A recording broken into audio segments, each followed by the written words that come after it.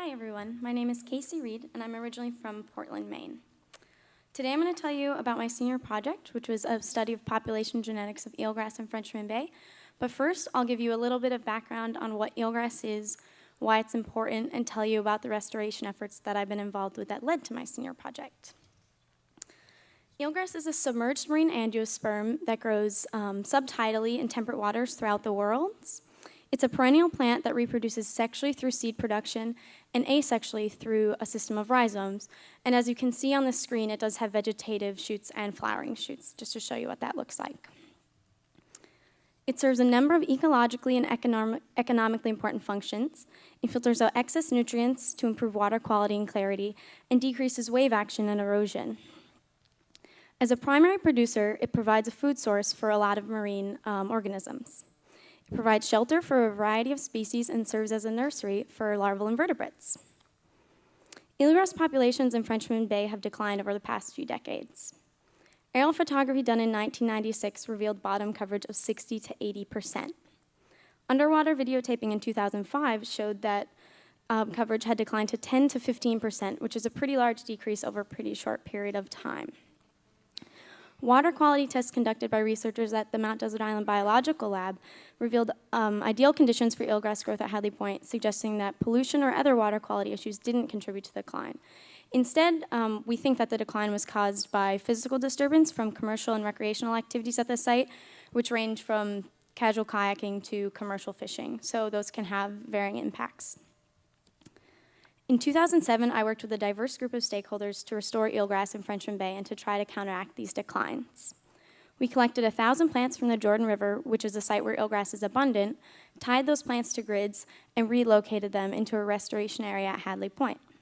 We used similar methods in 2008 to restore an additional 1,000 plants, and as part of the restoration efforts for both years, we did a lot of public education and outreach to try to engage the community and tell them why eelgrass is important and to help build stewardship for this species. In 2008, I also conducted a survey of species diversity and abundance in donor, transplant, and vegetated areas. This project was funded by a fellowship from the National Science Foundation. I found similar composition in both transplant and donor populations and much lower species diversity in the unvegetated areas.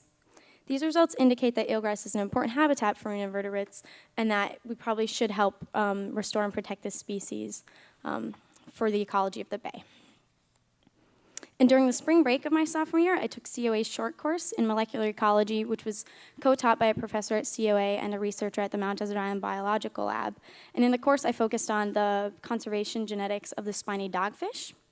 And after taking the course, I realized that population genetics are really, really important for conservation, and I was really eager to apply these methods to the local populations of eelgrass that I've been working with.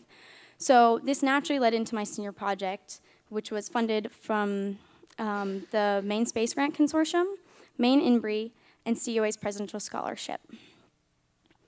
I was interested in this project because previous studies have shown that genetically diverse eelgrass is more resilient to disturbance than genetically depauperate populations.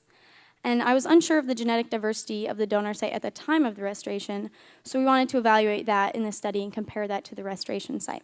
So I collected samples from the Jordan River, which is just marked with a dot on the screen because we didn't actually have GPS points that day. So that's the general area where those samples were collected. And then also from a transplant population at Hadley Point, which is marked HPT in the purple square, and a naturally occurring population at Hadley Point, which is marked in blue. I extracted DNA from my samples and sequenced them so they could all be compared. And to evaluate genetic diversity, I used 6 microsatellite markers, and I chose these because they're highly variable segments of DNA that are used to detect genetic diversity within and among populations, so they were basically the perfect tool for the type of study I was doing. And each individual has a unique set of microsatellites, similar to the way we have a unique fingerprint.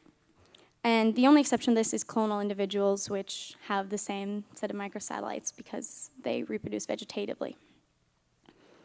I found that all the populations I looked at were diverse and sexually reproductive. And only 4 clones are found, and they were all within the donor site. So this is a relatively sexually productive system.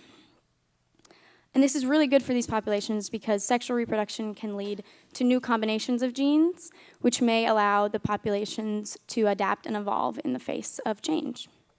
I found high levels of gene flow between the sites, which is probably due to reproductive shoots breaking off from the plants and floating across the bay. And these results indicate that the Jordan River was a great choice for a donor site and could be used for future restoration efforts in the bay. The results also suggest that genetic causes did not contribute to previous declines in Frenchman Bay, and for this reason, future management efforts should aim to reduce physical disturbance with site protection and public education. I wrote up the results of my senior project as a scientific paper, and I plan to present them at the Ecological Society of America's annual conference next year. This project allowed me to build on my previous work with restoration, ecology, and public outreach. And because I enjoyed the experience, I plan to pursue a graduate degree in population genetics or a similar field. But first, I'm going to take 2 years off, and I'll be working as a lab technician at the Dana-Farber Cancer Institute in Boston. So I would like to thank my mentors and my field assistants for these studies, and also my funding sources. And now I'll take any questions if you have them. Thanks.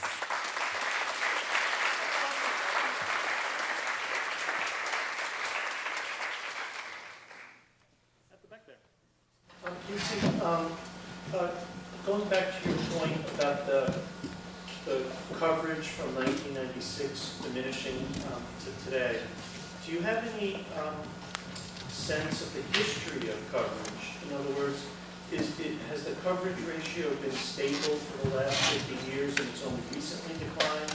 Or is it possible that the coverage of eelgrass actually goes up and down over various decades?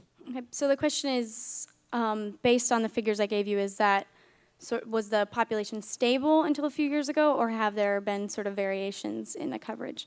And to be honest, for this area, I actually can't answer that question with complete certainty, just because it's we can only make those estimates based on surveys that are done. But in the 1930s, actually, populations basically throughout the world declined due to a disease caused by a fungus. It's called the eelgrass wasting disease. And basically, once it gets in a population, it can decimate it. So there were declines then, and then it seems like populations rebounded, and then it seems like the declines now are mostly caused by physical disturbance. And in some areas, like in the Chesapeake Bay, pollution and other water quality problems can impact populations, but that doesn't seem to be a problem here.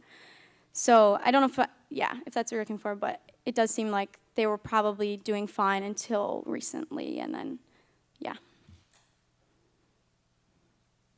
Great. Thanks, Casie. Any other questions?